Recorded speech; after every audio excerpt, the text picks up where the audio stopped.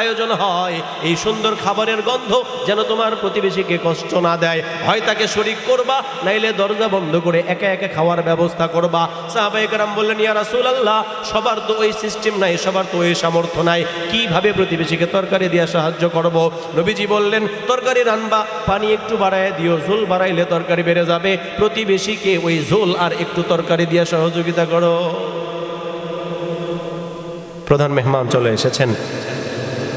বিক্ষিপ্তভাবে যে কথাগুলো বলবার চেষ্টা করেছি, এটাই বোঝানোর চেষ্টা করেছি আল্লাহ তাআলার কাছে আমরা আশা করি যে প্রতিবেশীর হক সংক্রান্ত যে কথাগুলো শোনা হয়েছে এতটুকুর উপরে আমল করব।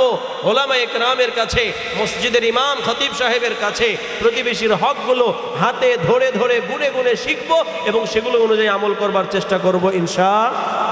রমজান মাস আসছে, আমার ইফতারিতে বাহারি আইটেমের আয়োজন থাকবে, আর প্রতিবেশী এক ঢোক পানির সাথে দুটো মুড়ি খাবে, সেই সাধ্য হয়তো তার নাই। আমি তো বহু আইটেমের ইফতারি করে যে পরিমাণ ইফতারি দৈনিক ফেলে দেই, ও পরিমাণ ইফতারের আয়োজন সারা মাসেও তার ঘরে হয় না, অথচ সে আমার প্রতিবেশী। নবীজি বলেছেন যে প্রতিবেশীকে অনাহারে রেখে, প্রতিবেশীকে অভুক্ত রেখে নিজে পেট পুড়ে খায়, সে মুমিন নয়, সে আমার দলভুক্ত নয়। এই জন্য রমজান মাসের ইফতারিতে নবীজি এও শুনিয়েছেন, কেউ যদি আরেকজন রোজাদারকে ইফতার করায়, আল্লাহ তাআলা ইফতারের বিনিময়ে পূর্ণ শুদ্ধ সহি একটা রোজার সওয়াব তাকে দান করেন। এজন্য প্রতিবেশীর প্রতি খেয়াল রাখি।